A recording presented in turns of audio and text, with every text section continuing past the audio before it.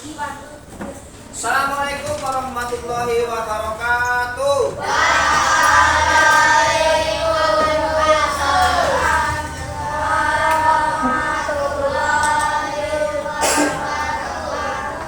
Selamat pagi anak-anak. Sehat semua ya? Baik, sebelum kelas dimulai seperti biasa, mari kita berdoa terlebih dahulu. Salah satu dari kalian pimpin doa. Mas Ardian, maju ke depan pimpin doa.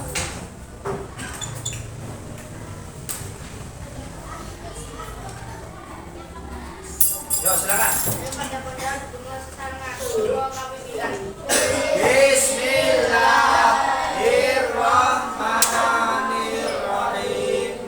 Raditu billahi rabban wa bil islami dinan wa bil Muhammadin nabiyyan wa rasulah. Rabbi zidni ilma warzuqni fahma. Amin ya rabbal alamin. Oke, terima kasih Mas Ardian untuk menambah semangat kita pada pagi hari ini saat belajar. Ketika Bapak bilang semangat pagi, jawabannya tinggal pagi, pagi, pagi. Paham ya? Baik, kita mulai. Semangat pagi. Terima kasih atas semangatnya. Kita melanjutkan materi kita. Judulnya adalah berpikir komputasional. Apa itu komputasional? Bagaimana cara berpikir komputasional? Nanti kita akan pelajari lebih lanjut. Kemudian tujuan pembelajaran kita pada pagi hari ini, murid mampu memahami konsep berpikir komputasional. Ya, diharapkan bisa memahami konsep berpikir komputasional.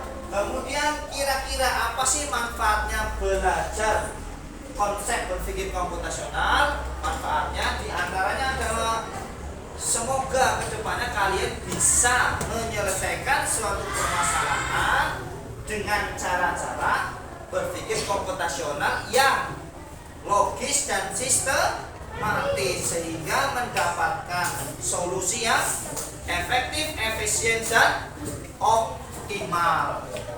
Nah, kalau dalam dunia komputer, ya kedepannya siapa tahu di antara kalian ada yang menjadi hacker misalkan ya, atau menjadi programmer misalkan.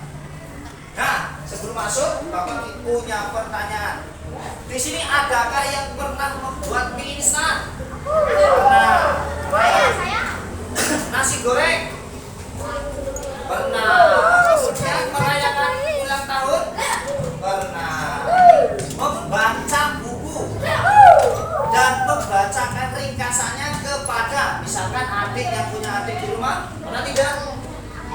Ya, mungkin ada yang pernah, ada yang tidak. Ada atau enggak ya? Nah, sebenarnya kita sudah sangat akrab dengan cara berpikir komputasional. Sudah sangat akrab dalam kehidupan sehari-hari. Cuma mungkin kita belum memahami bahwasanya itu adalah cara berpikir komputasional. Dalam setiap permainan juga sama. Game, ada yang pernah main game? Nah, apa? Faika main game apa? Apa? Roblox. Bermain Roblox, dalam permainan Roblox kah, Free Fire kah, Mobile Legends kah, itu pasti kan ada solusi logis dan sistematis untuk menyelesaikan permainan. Paham ya? Nah, kita masuk ke materi kita, tetapi sebelum itu Bapak bagi dulu menjadi 4 kelompok. Kelompok 1, kelompok 2, kelompok 3, dan kelompok 4. Kelompok itu ya. Kelompok pertama dekomposisi, yang kedua ini baca ya, kemudian pola gambar dan algoritma. Nah, kelompok pertama kelompok dekomposisi, kelompok kedua kelompok pola gambar, kelompok ketiga abstraksi kelompok 4 algoritma. Apa pengertian dari nama-nama kelompok kalian? Bapak akan menjelaskan sedikit karena itu ada keterkaitannya dengan prinsip berpikir komputasional. Lanjut ya. Nah, zaman now pasti masa ini mesti acara ulang tahun, mesti mereka bacaan, mesti bermain game. Zaman now semua anak-anak hampir biasanya melakukan hal tersebut. Nah, kaitannya dengan berpikir komputasional, ternyata hal-hal tersebut itu erat kaitannya dengan prinsip ya, konsep berpikir komputasional. Ya, ada prosedurnya, berpikir logisnya, kemudian sistematisnya dalam menyelesaikan permasalahan. Nah, dalam berpikir komputasional erat kaitannya dengan 4C ya, yaitu yang pertama adalah berpikir kritis, kreatif, kemudian komunikasi dan kolaborasi. Erat kaitannya dengan hal tersebut. Kemudian lanjut ya, dekomposisi. Nah, ini kaitannya erat sekali dengan berpikir komputasional. Apa itu dekomposisi? Memecahkan masalah menjadi bagian-bagian yang lebih kecil sehingga lebih mudah dipelajari. Ya, sehingga lebih mudah dipelajari. Dipotong-potong menjadi bagian yang lebih kecil. Contoh sederhananya, ketika kita misalkan mau bermain layangan, berarti hal-hal yang kita butuhkan berkaitan dengan bermain layangan, antara lain ada layangan, benang, tanah lapang, dan teman bermain. Contohnya seperti itu. Contoh lainnya misalkan ketika kita akan melakukan kegiatan ulang tahun misalkan, berarti ada beberapa hal yang harus kalian lakukan. Pertama, siapa saja yang diundang, mungkin menyiapkan makanan, berulang tahun, lokasinya di mana, ngundang acaranya nanti seperti apa. Nah, itu kan membreakdown ya, memperkecil permasalahan sehingga lebih mudah dipelajari. Selanjutnya,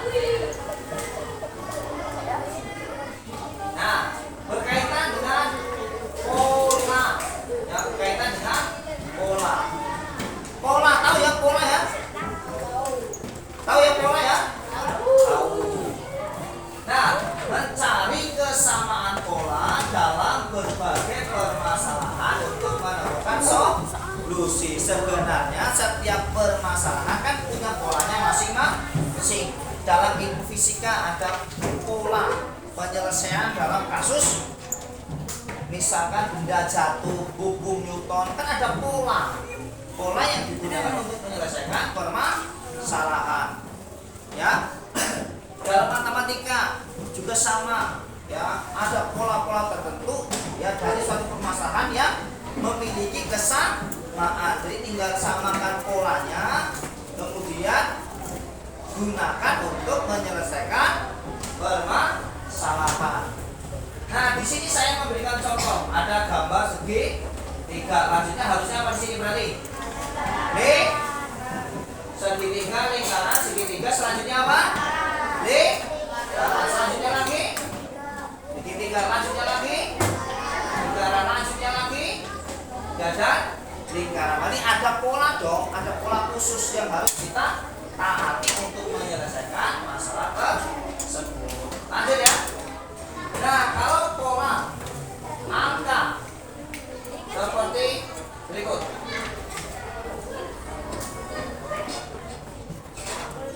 Nah, pola angka 1, selanjutnya terus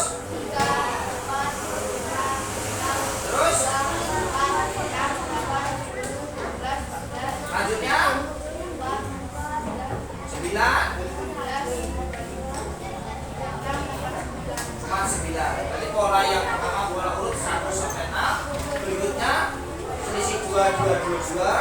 Berikutnya kuat gratis atau bilangan kuadrat dikalikan dengan dirinya sendiri. Nah, berikutnya kelompok abstraksi. Apa sih abstraksi? Abstraksi adalah menyaring informasi yang tidak sesuai dan hanya mengambil bagian yang penting dan berguna untuk menyelesaikan masalah. Jadi kita hanya mengambil informasi pentingnya saja. Seperti halnya kalian nonton bola. Apakah kamu akan ceritakan dari mulai awal permainan bola 90 menit ya kepada temanmu? Kan tentu saja tidak. Pasti kamu menceritakan bagian-bagian yang paling seru, yang paling bagus dari permainan bola tersebut. Pada menit itu berapa? Pada menit itu berapa? Gitu kan? Oh, pada menit 30 misalkan pemain Manchester United di kartu merah. Wah, mesti kalian ceritakan karena itu adalah informasi penting. Pada saat mencetak gol menit ke berapa itu juga informasi penting. Jadi perlu dipilih mana yang penting, mana yang tidak.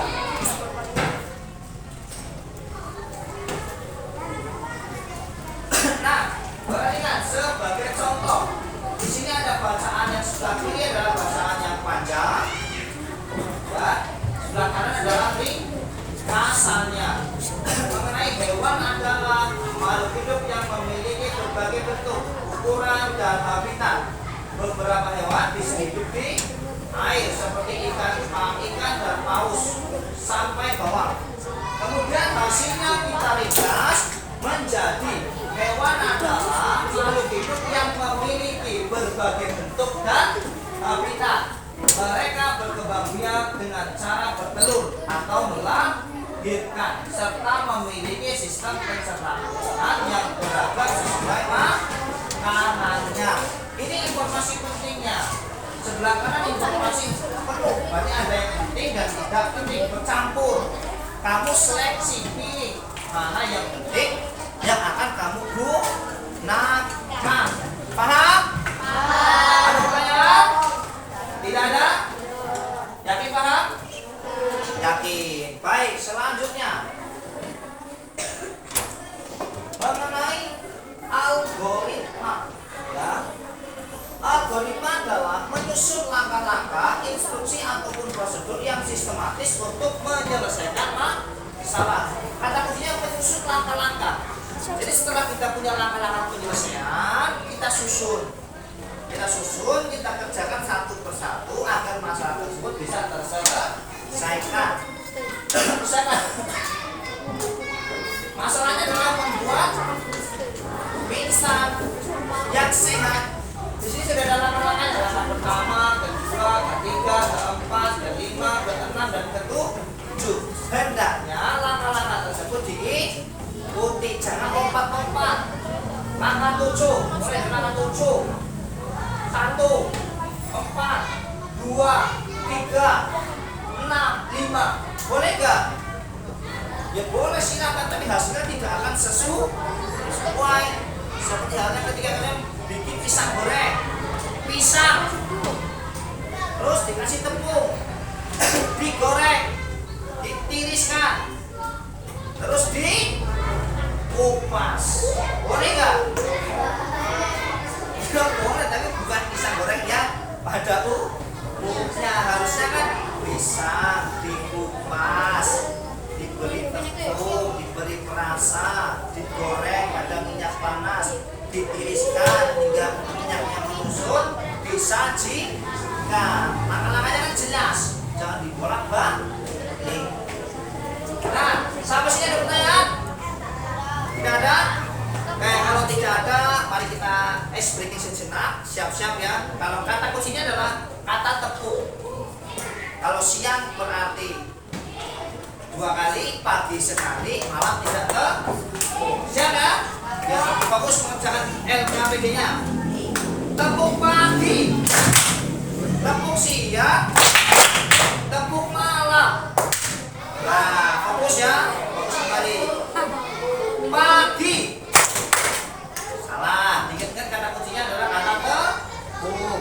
Tepung siang.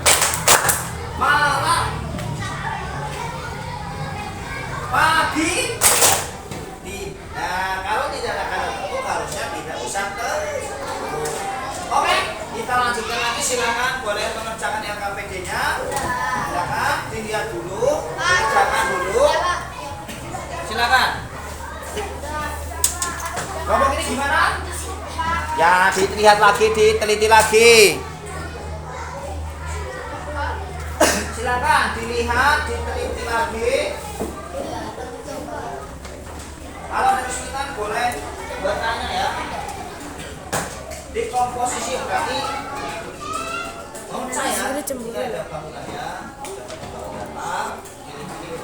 mana bagiannya, jangan sampai terbalik-balik ya. Ini gimana?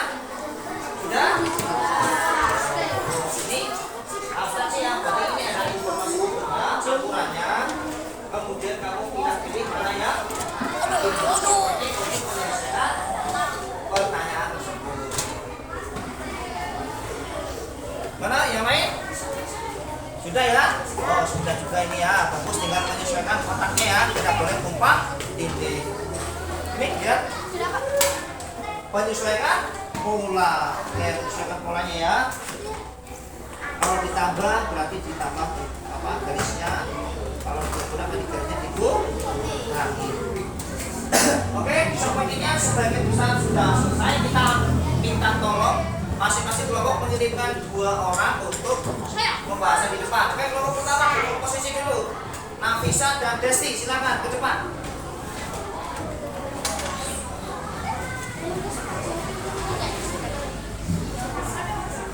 Oke, dan komposisi ya, penguraian. Jadi ini adalah bangunan campurannya. Kemudian dipilah-pilah mana bagian-bagian penyusunnya. Segitiga, persegi, sepanjang, segi 5, segi 6, dan segi 8. Jumlahnya betul? 33, 35, 2. Oke, betul. Terima kasih ya. Berikutnya kelompok pola, silakan. Sikri maju. Sikri sama Piano, maju ke depan, silakan. Sikri sama Piano. Ya, silakan ke depan.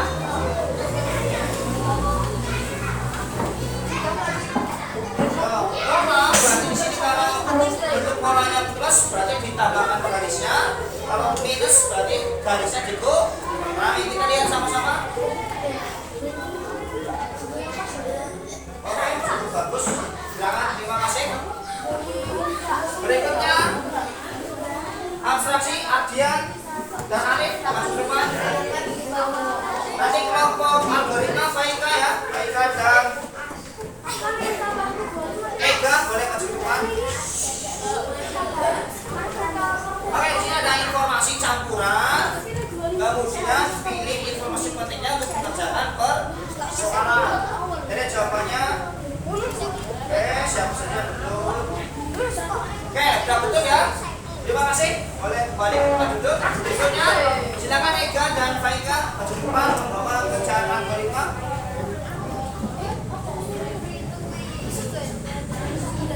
Nah, silakan masuk ke depan. Yuk. Oke, lanjut. Menyelesaikan permasalahan dengan syarat tidak boleh saling tumpang tindih. Jadi angkanya tidak boleh tumpang tindih. Kita lihat. Ya, yang memang ada yang belum terselesaikan, tidak apa-apa. Ini sudah sebagai betul ya. Oke, terima kasih. Nah, dari apa yang telah kalian kerjakan itu merupakan bagian dari konsep berpikir komputasional. Jadi boleh dong Bapak minta pendapatnya mengenai berpikir komputasional. Prinsipnya kan ada algoritma, pola, abstraksi, dan komposisi. Oke, salah satu ya boleh. Adian, coba kesini lagi. Sama Atta, masuk depan. Tolong sampaikan apa saja yang sudah kalian peroleh atau kalian pahami tentang berpikir komputasional.